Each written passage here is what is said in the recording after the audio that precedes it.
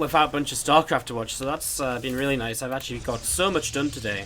It's been sort of crazy. So let me know, everyone, what's up in the chat as we come in and introduce our players. To the bottom left-hand side from Team MiA, it is Cheese King, our yellow Protoss player.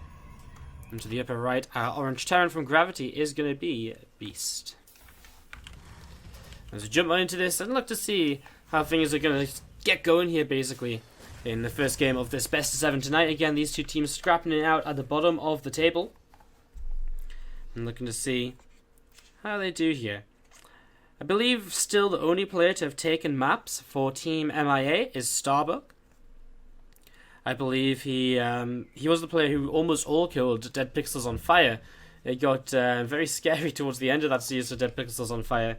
But they did recover. They secured themselves and they managed to close it out in the end.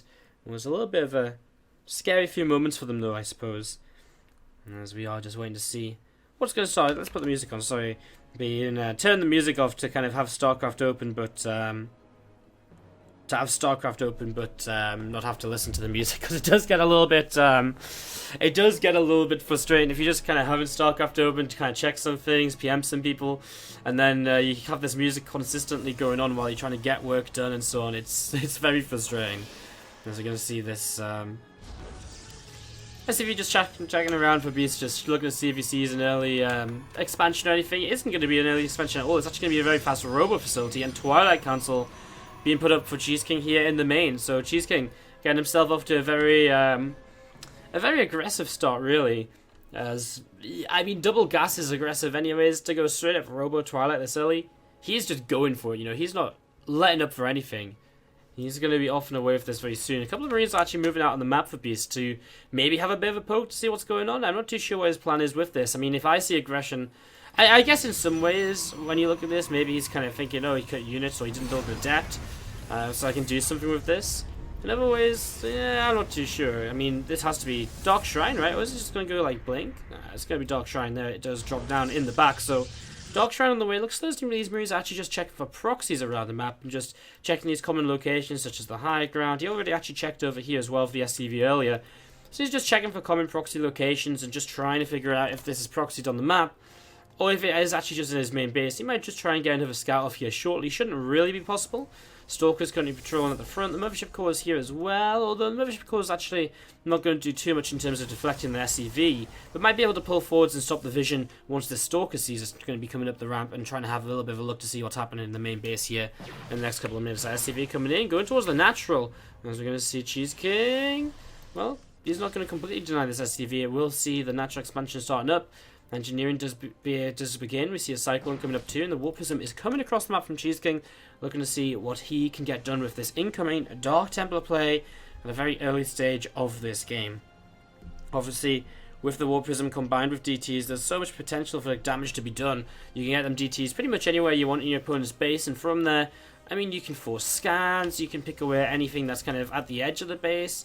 You're going to see this Warp Prism needs to be careful. There is a Cyclone here. It's locked onto the Warp Prism already. You're going to see the DTs warping in. Nonetheless, this Warp Prism is going to go down. And we're going to see these DTs moving over. Turrets are on the way already here. Beast has figured out what this is going to be. 3 workers, 4 workers, 5 workers killed already. As he's going to try and strike this down. And the natural 6 workers now killed. He's probably going to get the kill on that turret, which is nice. That Cyclone going to go down too. In the main base, he does lose his DT. 9 workers killed so far. There's actually the Marines going down though in the natural. And if there's no Marines, well, there's not going to be anything to clean up these Dark Templar at all. However, it is a fast third CC from Beast, so 10 workers killed. It's not necessarily the end of the world. He's already got the third CC, so he can rebuild into this nice and quickly. As we see, the DT's doing a good job sort of staying split up here in such a way where they're just going to force at least more than one scan. A couple of scans at least, as we're going to see this depot going to go down again just whenever they can be annoying. These DTs are going to look to be annoying. Don't want to be careful. Don't want to run into turret range as we're going to see another Cyclone on the way out. Maybe deny another Warp Prism from coming in or so. Was actually very effective at dealing with that first Warp Prism as that turret just come in and we do see a scan. The Cyclone lost its lock on though. That means that DT is able to get away. Whoa, this DT needs to be very careful. And he actually runs right into the scan there, which is unfortunate to say the least. He should have another one, and there it is. Scan coming in. Oh, he nearly got away to the edge. After all is said and done though, we see Beast coming out of this with 3 CCs up, going to add on his extra barracks, but back at home, while Cheese King is getting ready to go for a big adept resonating glaive all in. He's adding on 5 more gates, so that's 8 gates in total off of these 2 bases. He's just going to be looking to mass on up those adepts. New Warp Prism is building, going to be heading across the map here very shortly. And as we see this aggression really about to start, Cheese King just being aggressive throughout the game. Aggressive on 1 base and then does a little bit of damage, transitions to 2 base. And just says, well, you know what, just because I'm on 2 bases doesn't mean I'm going to stop living up to my name. As he lifts up 3 adepts and a stalker heading across that map. And again, 8 gates of adept production. It's going to be very scary, very difficult to deal with. Right now we see the Cyclone over towards the natural. The thing is, I think if he just warps in the adepts, even just at the front here, you can probably realistically just kind of break the front before anything is in position. We see, I mean, again, only just now the second and third racks coming up to play, and the factory's being used as more or less something to just build add-ons throughout this. You know, it's not really being used to produce anything, so that's not ideal either. As we do see the Swap Prism going to come in towards the main. Needs to be a little bit careful. Some adepts going to start unloading. And we're going to see a lot more adepts swapping in as well. And this is going to be very difficult for Beast to deal with, as we see. Actually targeting down the turrets, which can be very smart as well, obviously. Taking down the chance of DTs being detected and using them maybe in this fight as well. As well, there's just way too much for Cheese King. He looks as though he's going to take a first game here for Team MiA, and if I'm not mistaken, this is the first game MiA have won all season. Number 2 of this best of 3. To the bottom right hand, best of 3, best of 7. To the bottom right hand side, we have our yellow Protoss player from Team MiA, putting them 1-0 up in the lead. It is Cheese King. And down to the bottom left, our orange Terran player from Team Gravity, it's Abaddon. I saw you guys were doing in the chat, and, well, Arias replies and says he's eating too much cake and so he doesn't feel good now. And then Karen's like, I'm not too well either. What's wrong with you all today? Why are we all so negative? Come on, guys. Lighten up a little bit. Lighten up, smile. As we get set up into this second game, we're waiting to see what our players are going to be getting up to. It is once again the double gas opening from Cheese King. And again, maybe looking towards some aggression here in the very early stages on Ruins of Endian. Now, things that can work very well of fast double gas on this map is probably something along the lines of a very fast Stargate.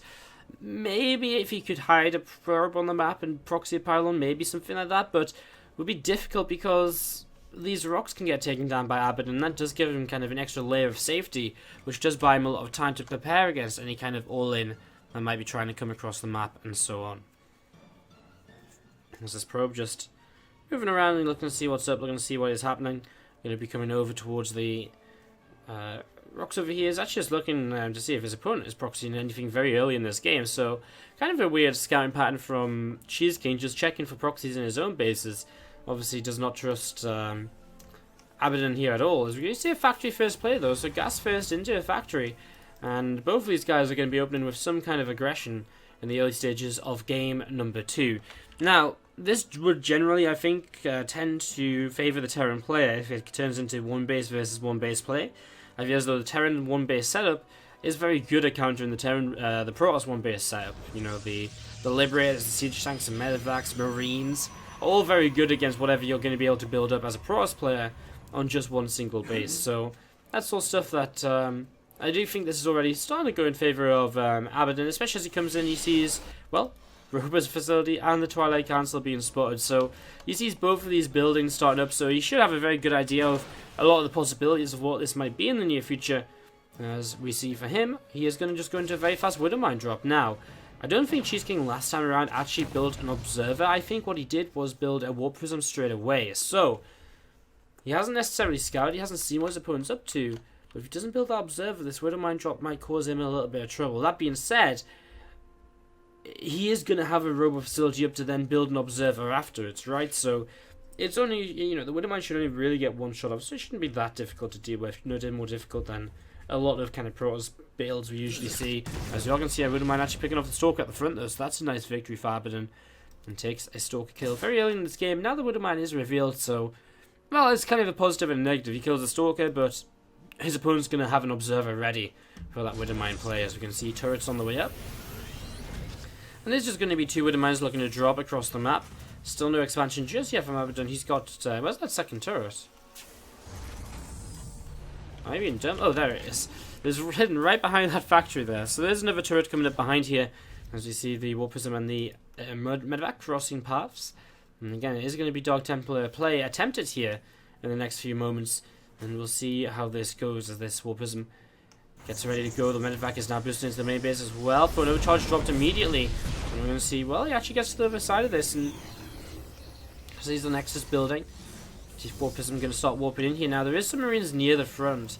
The problem is in this scenario, I think, is that you really do need to make sure you keep them turrets alive, because if the turrets don't stay alive, you only have one CC to kind of to scan from, and if you only have one CC to really scan from, it can be very problematic, because these turrets are very well placed though to kind of make sure the DTs won't get anything done.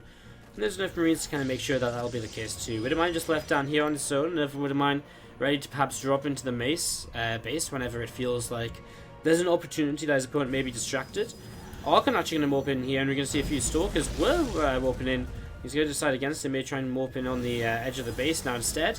Morphs in 2 Stalkers, Archon and 2 Stalkers. How well does he do against this as well? That Liberator is going to take a lot of damage, and Abaddon actually going to lose his Liberator. And well, this is going to start getting a little bit done. He's actually going to kill this turret towards the front, and again, we've only one orbital ready right now. This does definitely hurt. One of them barracks being delayed as well as, though, probes caught transferring 5 kills on those, and the Widowmine on the low ground picks up the final one. So it's kind of a trade right now. Both players taking some damage. It's definitely Cheese King is taking a little bit more damage. And he's Abaddon says lag. Well, game pause. He's going to ask for a pause, and maybe that's what he should have just done straight away. So hopefully he gets this sorted here in a second. And he says, sorry, go. I'm going to go back into this. As Cheese King, well, now he's taking out one of these turrets. Could maybe introduce another DT or so into play. Another couple of Stalkers warping in right now. Abaddon looks like he might be in some trouble. This tank, though, is going to get towards the back. Archon, though, if he can get towards the front and towards that tank, I mean, or just towards all these stacked up SCVs, that splash damage could be huge. As that Widowmine here will start to be cleaned out, and Immortal now on the way as well. Looks as though Cheese King's had enough, and he's just going to start unloading down to the low ground. Realizing he's not going to get too much more done here, but hey, he did a pretty good job. He cancelled both racks, he's delayed this CC from morphing into an orbital, and he's also killed off a tech lab on the factory and a reactor on the barracks too. So he's actually been a really good setup here, really, from Cheese King's perspective. Tank and a medevac will be able to kind of come forwards and push these units back, so he's able to force this back, as we do see Cheese King is beginning to mine off of his natural expansion as well.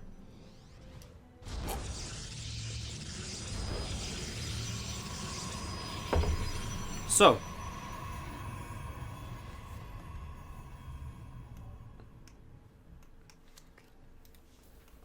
as we wait to see what's sort of going to be happening next here, as things do calm down for a few moments, you see a couple of extra backs being added on by Abaddon. So pretty much going back up into what he wanted to go into. You remember he actually lost a Liberator at the start of all of that last time as well. And that medevac's a little bit low, but isn't necessarily going to go down. I don't think these couple of Stalkers and Archon can justify dropping on in amongst this siege tank and all of these Marines.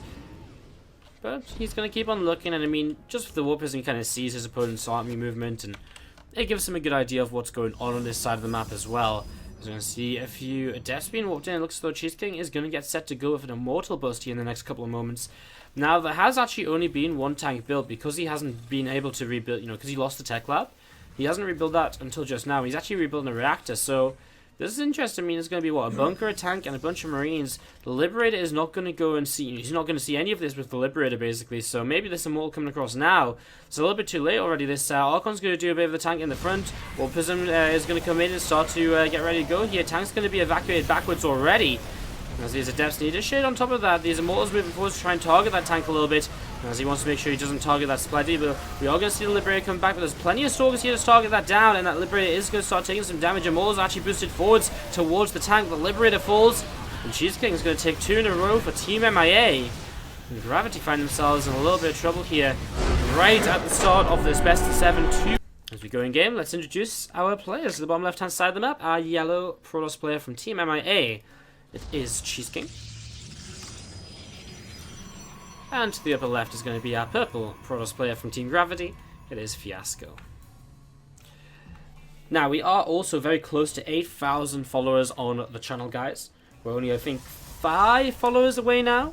I'm not 100% certain. We're about 5 followers away, though, so hey, if you haven't followed the channel already, you can do it right now, and you might be follower number 8,000. Help us boost over that number. I mean, it doesn't really mean anything, but it's just kind of another, another 1,000 followers ticked off. It's another milestone hit, I guess.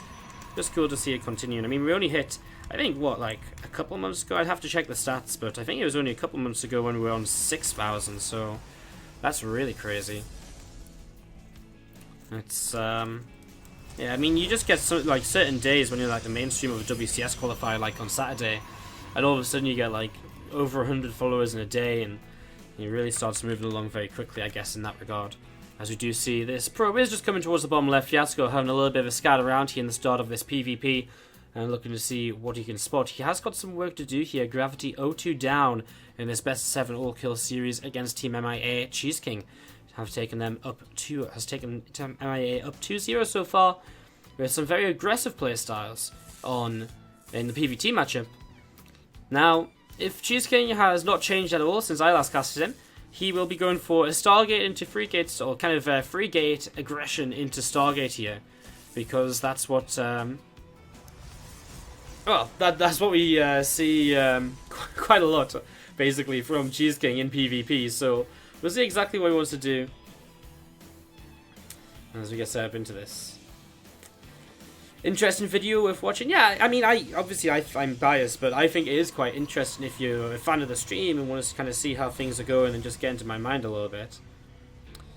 Where have you all been so bored today? Motocross Dad, what's up, how you doing? Yeah, we missed out the Dirty Star Masters earlier because it wasn't on today, so I know you're doing your Star Masters today, but we'll be back with that tomorrow, so we'll be on a little bit earlier. What's next? The Wardy documentary? I assume that's what you mean when you say docu. Yeah, why not? Sure. the Wardy documentary where they follow me around in my life. It's like not a very hard job to film. It's just like they'll just set the camera behind my chair and just like leave it there for a week. It's like, okay, we've got enough content for the documentary. That'd be kind of funny, wouldn't it? Stargate on the way up here for Cheese King. You see one base tech as well from Fiasco. He's going to be going into the Robo facility immediately at the start of this. I would say then that Cheese King gets a bit of an advantage. He is actually expanding, so he's expanding against kind of Free Gate Robo. So Fiasco is going to go, what, Warp Prism Pressure, or is he going to go straight into Immortals? He's going to Warp Prism Pressure, and then probably Immortals on the way up fairly soon after this. So, well, let's see how this goes. We're going to have the Warp Prism on the way out, and heading down towards Cheese King's base here in the very near future. Another gate being added on, and that Oracle will be going across the map, and obviously this will force Warpins at home for Fiasco. And that's the sort of thing that can definitely slow him down when he's trying to be aggressive across the map like this. So there's a Mothership Core out for Cheese King. It's coming into position now. Actually won't be here in time to protect the pylon. So Cheese King going to take some damage here on his third base. He's actually starting up a second Oracle to go across the map. Warp Prism coming across for Fiasco too. And again, he's actually on 4 gates. So, I mean, he's completely going for this. So it wouldn't be also bad if Cheese King was to actually just let this kind of go down as he forced the phone overcharge there, moves away. He could go in the other side of the mineral line if he really wanted to. As you can see, the Warp Prism picking up these Stalkers, starting to come into this main base now. Pylon going to be finishing up very close to where these units are going to be coming in. Another Oracle coming out as well. You just see that Warp Prism, Cheese King, if he's paying attention. There's a Warp Prism going to move a bit more to the right, where it's maybe just a little bit further away from that Pylon. Cheese King's got 3 gates of his own up, so he can start a warp in too. He's going to keep this Oracle pin back, and there's that phone overcharge to obviously help him buy a bit of time. Stalkers though do find them way into mineral line. Another phone overcharge popped here. Mothership Core being targeted immediately. We're going to have to see one more phone overcharge, but it doesn't come out just yet. The Oracle has been kind of flying around not doing anything. Probes will be pulled into this too. He still has a natural Nexus up, so as long as he turns this away, this is actually okay for Cheese King. He's now going to start targeting that Warp Prism, and he might cancel maybe not the first 2 Stalkers, but he will cancel the couple of Adepts warping in. And Cheese King doesn't really lose very much. 2 workers lost, and the Mothership Core. And then he's 29 workers to 22, and he's up 50 supply to 28 in Gravity. Well, honestly, I mean, yeah, I feel as though Gravity were one of the stronger teams coming into this match, because when they've taken maps, there's been a range of players who have taken maps. Whereas MiA have always just been reliant on Starbucks so far this season. I did not think we'd see Gravity go 3-0 down unless it was through Starbucks. So this is beginning to surprise me. I expected a bit of a closer match, but I mean, Gravity just been kind of stomped down so far. Because his Stalker's going to counterattack, and I mean, at this point, Cheese King is actually just so far ahead, right? He's just got a bit better economy. Sentries are coming in to try and buy some time, and well, there's a couple of cute force fields, right? But I mean, what do they really do? Another force field or two? I mean, the Ascender's just asking to die, although those are actually really good force fields, but there's a Void Ray coming in as well, and Cheese King just has way too much now. He starts prismatic alignment, target fires the Stalkers as well to help them get down very quickly. Oracle comes in to help us also, with a little bit more damage, and we are going to see this third base, or natural expansion, sorry, going down in the next couple of moments, turns and attacks onto that Stalker momentarily. And we're going to see the, again, Cheese King is just so far ahead, he's going to actually come up this ramp, or is he? No, he's just going to hold back. I mean, there is phone overcharges to hold on. Cheese King will just continue to build up advantages at home while this happens. Robo, Twilight Council on the way down.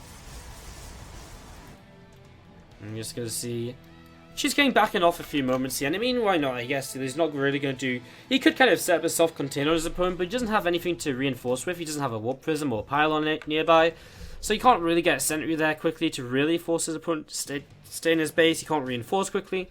It's just able to pull back and just take the advantage he already has. I mean, he's 20 workers up in this game. He's got a Forge on the way down. He's starting Blink as well.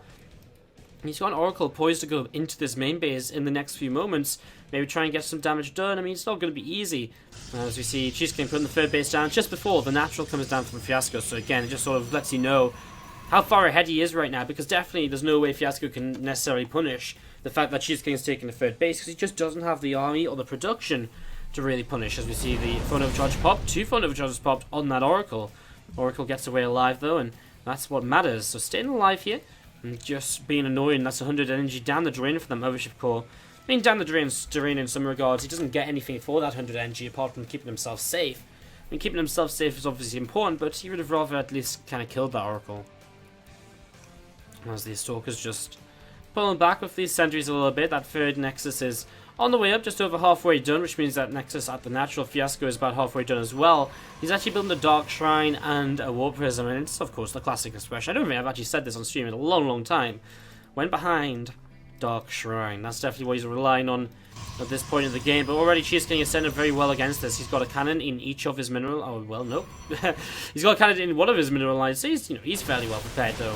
As we're going to see this army starting to move out, and well, when you compare armies just in kind of what you can see on the screen, you can kind of tell that Cheese King's just ahead. We go into Units tab, we see he's actually double the Stalker count. Well, he doesn't actually have any, he doesn't have any series, but that doesn't really matter too much. And he's got, a Void Ray and Immortal in here as well. As we get ready to jump back into Game 3, I'm sure this will just be a moment or two before Cheese King is set up and ready to go after his cat issues. So we'll be back into this momentarily, guys. Just a quick pause here. Hopefully, again, recover from this very swiftly in the next moment, next couple of minutes. Think you ready? Wait. I really want to know what this cat is doing. I can only imagine what this cat could be doing right now. Go.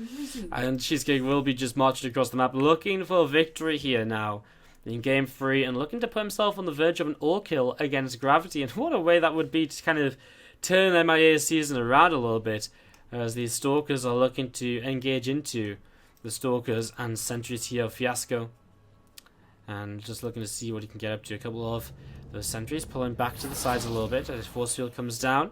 And you can see another couple of force fields coming down. The Blink is ready, so he just blinks over that. The Immortal can't actually take part in this, but it's just such a one-sided fight anyway, and Cheese King will move on through without any issue at all. And that should be GG, really, for game number 3. And Team MiA are going to find themselves 3-0 up in this best-of-7 all-kill series against Gravity. As again, the bottom of the league, kind of both teams here, bottom of the league, scrapping it out, trying to find themselves something. A few DTs have actually been walked in over here. They've killed the cannons, so that's why Fiasco hasn't left just yet, because, well, maybe you never know what DTs can achieve, right? DTs are... there's always, it seems like there's always some sort of a way where this Warp Prism going to go down, and actually that's going to be Zard going down as well. Actually, the Warp Prism gets away. I was going to see what Cheese King just moves up into the main base now and kills off everything at the same time. So, I mean, these DTs are doing okay sort of job, but I mean, there's 3 bases up, there's cannons still around, so it's not really too much. He's killing off a couple of gateways while he himself is losing everything as well. Probe's going to be pulled into this to try and hold on, but again, just too many units over here for Cheese King. He's just got that one pylon to worry about. That's the only thing really doing any damage now. A DT runs in, but there's an observer. A couple of force fields come down just to help protect against the probes, because why not? And actually is able to keep the Zard alive because of that. Doesn't get fully surrounded. One worker left, and that's going to try and run away over to the left. And I mean, he's not going to win the base turret with these GTs themselves. There's cannons up, there's stalkers up. This is just not going to happen. So Fiasco just trying to stay in this, trying to make this happen for his team, but it just isn't quite there. It's just not quite going to be enough. As we see these units coming in, and, well, he's just moving around, dropping, cannons are falling. And, well, that will pretty much be it. Right, I mean, Phone Overcharge is dropped as well. Warp Prism will go down. Cannon will stay alive, so you can kill off everything. And on one supply, Fiasco taps out of the gate. Do it. We're onto the crazy map. We're into the crazy now. Let's introduce us some players. To the top, well, to the 2-3 o'clock position. It is our blue Terran player from Gravity. It is EJK. And down to the bottom left, from Team MiA, our yellow Protoss player, it's Cheese King.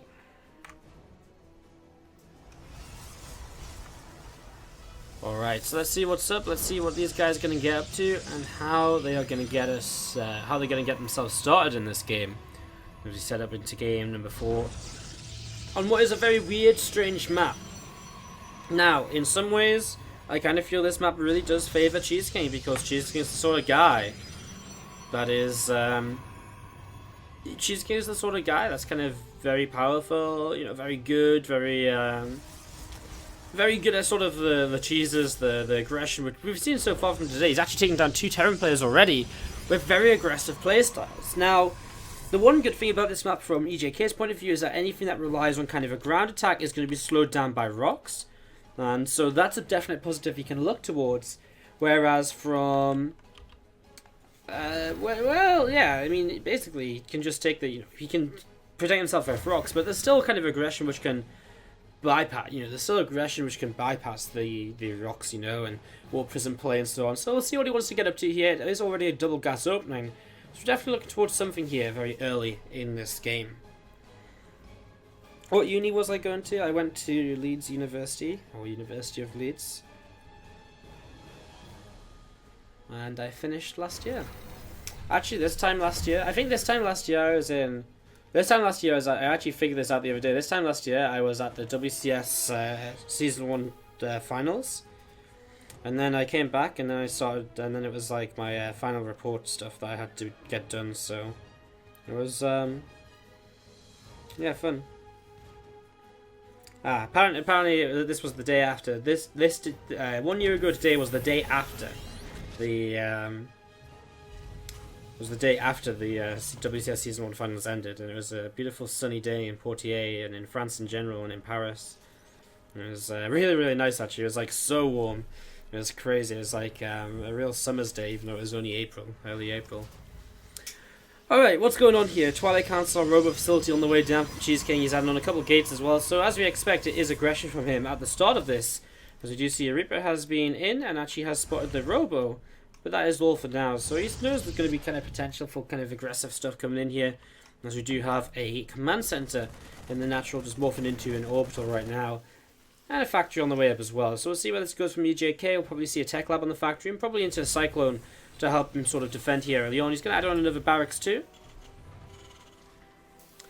And actually a third barracks also, just set himself set up here nicely and towards his next stage of the game. Robo Facility is producing that Warp Prism. It is the Dark Shine once again from Cheese King. He just does this against every Terran player apparently.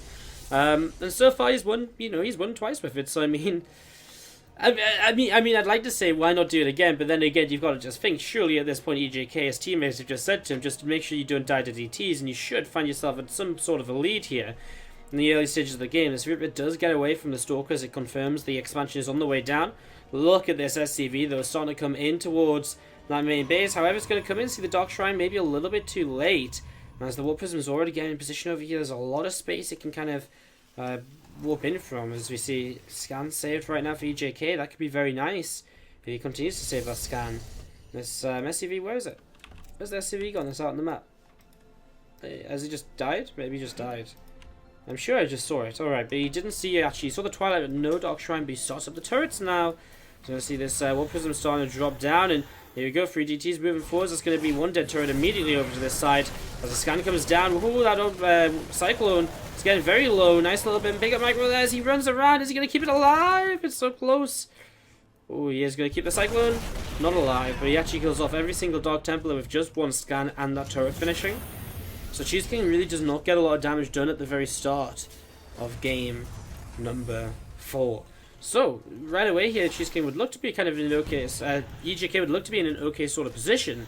It's just a question of can he transition with this? Because, to be fair, Abaddon kind of defended the early aggression initially as well. But I guess at the same time, it wasn't 4 DTs that did nothing, it was just 2, and then he actually used them as an Archon. And that's where things started to get a little bit weird and wacky. Also, we're going to have this DT coming up and going to start swiping away at the front, but these turrets are very well placed, gives him very good coverage. What I would like to see is actually maybe him just warp in 3 more DTs and start swiping down these rocks, because if you can kill these rocks, that'd be really annoying, being blocked out between your main and natural. And then maybe with 4 DTs you could actually fight against this number of Marines and Marauders down here. That could be really cool. Of course, expensive if you really want to warp in kind of a whole bunch of Dark Templar to do that. And you kind of do need a whole bunch, because otherwise you don't have them all there at the same time. So, yeah, we're going to see Resonating Glaives is on the way now from Cheese King. He's going into that +1, and he's going to go for the big Adept all in to follow this up. So exact same as what we saw from him in game number 1 against Beast. And it did work out there, although that being said, he did get a lot more damage done with that then. As we're going to see some Adepts warping in. The thing about this is he can kind of, if you'd like to, warp in up here and then move down into the natural to kind of start this off. So I just feel as though in general here, EJK should be a little bit more prepared than Beast was. He didn't take as much damage as Beast did. He's got his racks up a lot faster. He didn't go for quite as fast a 3rd CC. So generally everything is kind of, should be pointing towards things being a little bit easier here for EJK than they were for our Terran player in the earlier series, or in the earlier map. As we have the Medivacs loading up, going to start moving across the map. And they of course could get quite a lot of damage done. Now there is a Mothership Core back over here to defend, but there is only going to be 4 overcharges. We have the Warp Gates starting to come into play. And wow, the Medivacs actually completely missed this army. These rocks going to start getting worked down by all of these Adepts. They're going to start going down pretty quick. +1's going to kick in here very shortly too. And that's going to mean them Adepts are going to be able to two-shot Marines again. Bunkers are on their way down. I'm not sure if they're going to be there soon enough. The warp isn't moving forwards. Wants to get that into a nice kind of warping as close as possible to this. So you're going to see these Adepts getting ready to come forward. See a scan comes down, kills the DT immediately. A few more Adepts starting to come in. Already 10 workers have been killed. The drop in the back of the mineral line coming in here as well. A couple of DTs warped in to deal with this. And them DTs will do a very good job, at least force a scan. But there's also already been a scan over here as Cheese King has taken down these bunkers. They do not get a chance to come up. And he is making progress here in the main base of his opponent. While he is going to clean up a lot of this over here, the Mothership Core looks as though it's gone down, though, so the DTs will have to keep on chasing. And so both players doing damage to each other right now, but it really does look as though Cheese King is getting the better end of this. He's about to jump on top of a bunch of units over there. Another couple of Marines and a Marauder goes down. And EJK is actually going to tap out. He can't get enough done on the other side of the map. And just like that, Cheese King